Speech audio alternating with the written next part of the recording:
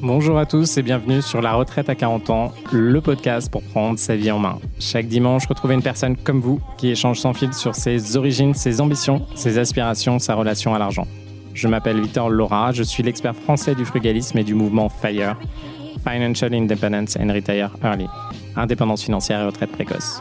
Retrouvez mon livre La Retraite à 40 ans, c'est possible aux éditions Larousse. Pour rejoindre le mouvement FIRE, c'est sur devenirfrugaliste.com. Il y a une communauté, des workshops et des outils.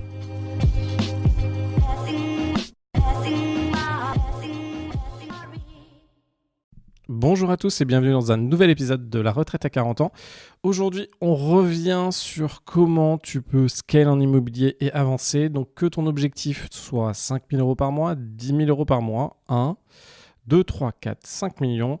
Quels sont les éléments que tu dois faire pour pouvoir réussir à atteindre des objectifs qui sont similaires ?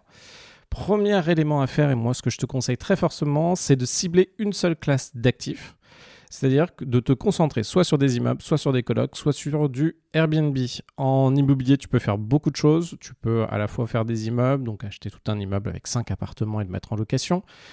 Contrairement à ce qu'on croit, un immeuble, même avec 5 appartements, on peut en trouver à 100 000 €, 200 000 €. Donc c'est accessible à tous les budgets, mais attention où tu vas te situer d'un point de vue géographique. Tu peux en même temps faire des colocations, donc acheter des appartements, pourquoi pas des 50 mètres carrés et mettre 3 chambres, des 80 mètres carrés, 4 chambres, ou encore des 90 mètres carrés, 6 chambres. Donc on divise des appartements pour en faire des chambres.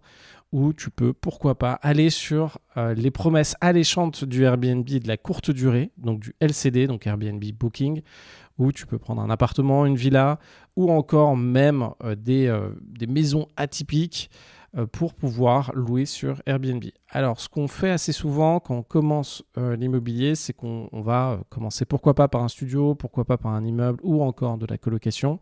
Et après, on va croire que les autres investissements rapportent beaucoup plus. Ce n'est pas forcément le cas. Vous avez de quoi, sur chacune des stratégies, faire beaucoup de cash flow, c'est-à-dire non seulement quand vous louez, donc avec le loyer, moins les charges, moins l'emprunt de la totalité du bien, vous avez la possibilité de gagner et de faire du cash flow et d'être en positif. La problématique, c'est lorsqu'on a plusieurs stratégies en même temps, ça complexifie tout ce qu'on fait. C'est comme avoir plusieurs entreprises qui font des choses différentes. C'est pas exactement la même chose. Un immeuble, ça se gère pas de la même façon qu'un Airbnb, qui ne se gère pas de la même façon qu'une coloc.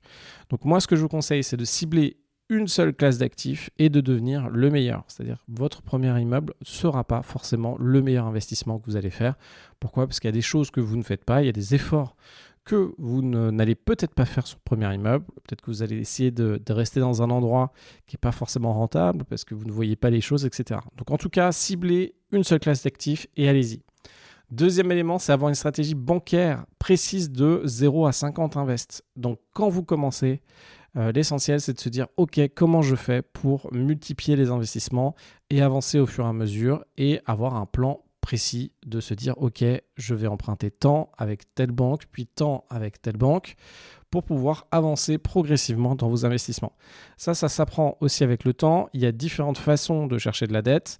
Il y a différentes façons de dépasser les limites qui sont aujourd'hui les limites imposées par les banques, que ce soit le passage en entreprise, que ce soit l'association, que ce soit la reprise d'immobilier professionnel. Il y a plusieurs façons de pouvoir avancer.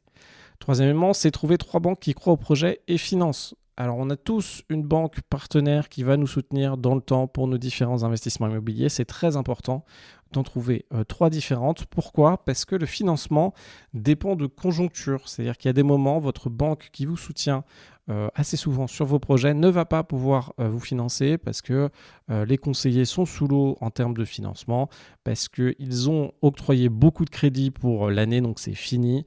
Donc, il faut toujours avoir plusieurs partenaires bancaires qui vont vous aider à avancer. 3 partenaires, c'est quand même pas mal. Troisièmement, ou quatrièmement, c'est négocier pour mettre 0 ou peu de cash dans les opérations. Donc ça, c'est vital lorsque vous faites de l'immobilier. Votre cash, encore une fois, il est fait pour être placé en bourse ou pour potentiellement des projets où vous avez besoin de cash pour les financer. L'immobilier, il n'y a pas besoin de cash pour les financer. Les techniques pour récupérer votre cash, même si vous avez besoin de mettre de l'apport, c'est de faire du différé. C'est-à-dire que pendant un an, vous n'allez pas ou seulement rembourser les intérêts sur une opération et pourra récupérer du coup une somme plus importante. Donc disons que vous mettez 10 000 euros d'apport et que pendant un an, vous avez dû différer et que le remboursement de votre emprunt, c'est 1 000 euros par mois, vous allez récupérer 12 000 euros en un an. Et ça vous permet de récupérer votre cash.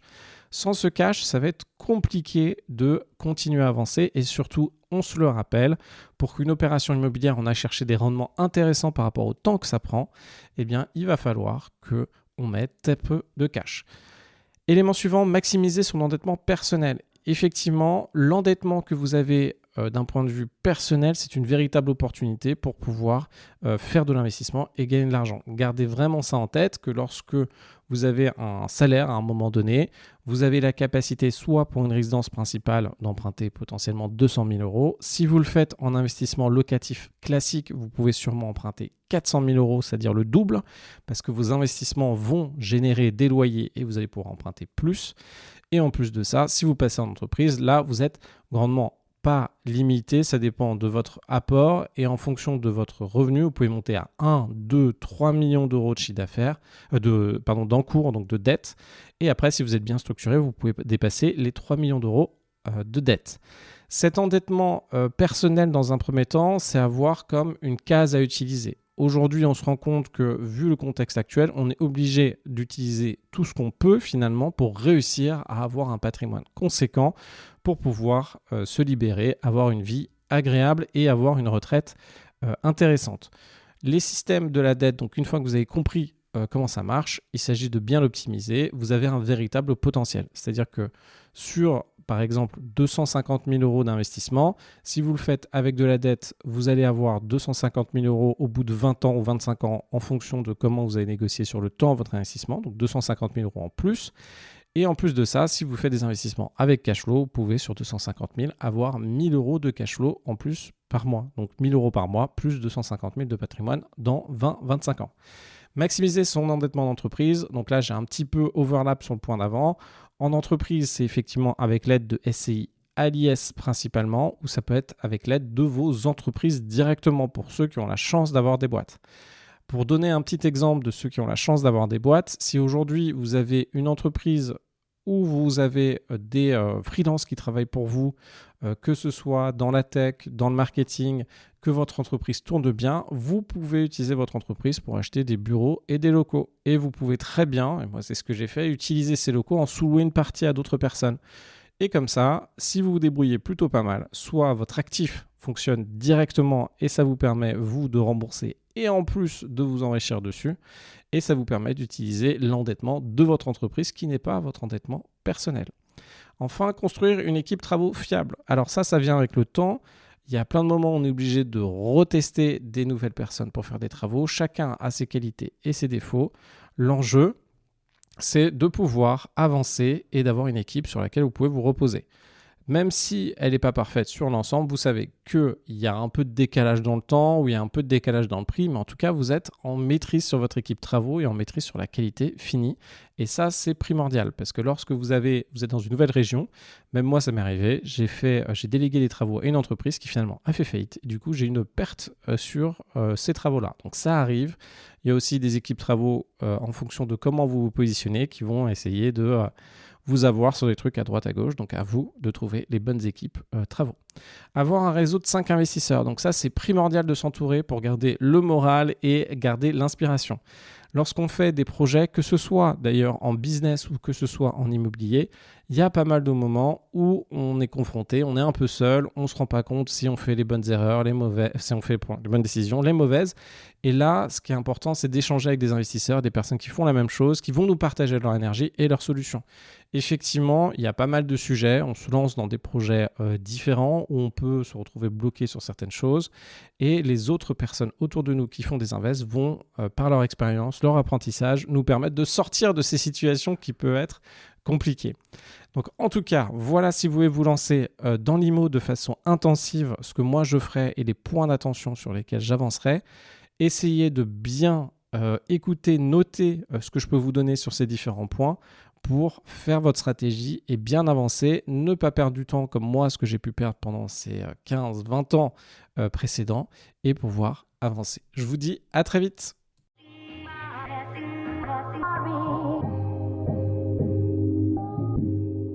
Vous venez d'écouter un épisode de La Retraite à 40 ans. N'hésitez pas à en parler autour de vous, à vous abonner, à rajouter 5 étoiles et à mettre un petit commentaire. Ça nous aide vraiment beaucoup. Pour être informé des nouveautés, rendez-vous sur devenirfrugaliste.com. Une question, je réponds sur LinkedIn, Victor Lora, Lora. Et surtout, n'oubliez pas, vous êtes déjà au top. À très vite.